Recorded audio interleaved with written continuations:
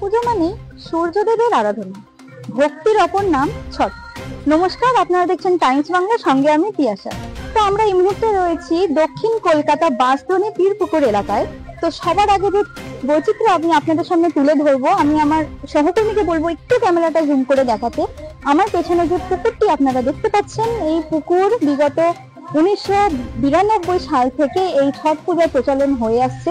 তো প্রতি বছরের মতন এবছরে একটি ছোট্ট সংস্থার একটি আয়োজন করা হয়েছে, যারা প্রতিটা মহিলাকে, যারা দিন আনা দিন খাওয়া মানুষরা যারা আছেন, তাদেরকে সেই সমস্ত সদস্যরা, মানে সংস্থার সদস্যরা, তারা নিজেদের কারোর কাছ থেকে টাকা উপার্জন না করে নিজেদের অর্থ ব্যয় করে যেটুকু সামর্থ্য হয় সেইটুকু সামর্থ্য দিয়ে তারা তাদের সাহায্যের হাত বাড়িয়ে দিয়েছে। তো এখানের যে দুজন কাউন্সিলররা যারা আছেন এই মুহূর্তে, তাদের সঙ্গে আমরা কথা বলে নেব, তাদের বক্তব্য শুনে নেব এবং এখানে সেই সংস্থার কিরকম প্রস্তুতি চলছে সেটাও আমরা দেখে নেব। চলুন। আমরা সবাই শুনেছি কি 1992-তে এখানে ফার্স্ট ছট পূজা স্টার্ট হয়েছিল, আর আপনি এখানে প্রথম কাউন্সিলর হয়েছিলেন, যেটা 1995-তে।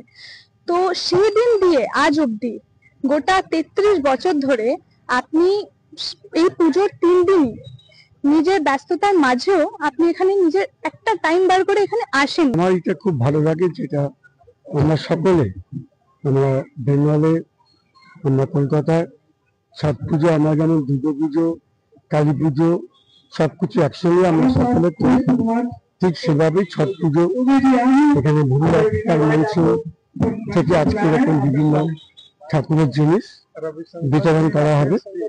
এবং প্রতি বছরই আমার এই ছট পুজোতে খুব ভালো লাগে এবং বিকেল থেকে থাকি রাত্রি অবধি, এবং ভোরবেলা 3টে-4টে থেকেও আমি এনাদের সঙ্গে থাকি। আমার মনে হয় না আমরা আলাদা কোনো সম্প্রদায়ের মানুষ, আমরা বাংলার মানুষ, বাংলার সংস্কৃতি, বাংলার কৃষ্টি, এটাই আমাদের শিক্ষা দেয়। দুনিয়ার একটা মঞ্চ, এরা একটা ছোট সংস্থা, এরা যে প্রত্যেকটা মহিলাতে এত কিছু নিজের একটা খরচা নিয়ে, মানে কারো দিয়ে চাঁদা না তুলে, তো ওদের জন্য আপনি কি বলতে চাই?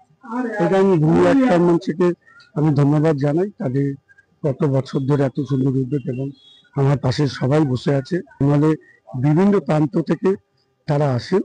আমরা একসঙ্গে সকলে মিলে বিভিন্ন মায়েদের, বোনদের আমরা ভূমি একটার মঞ্চে তাদের উদ্যোগে আমরা সকলকে সূর্য দেবতাকে প্রণাম করার জন্য আমরা এই কুলো, ফল, নারকেল সব তুলে দিচ্ছি।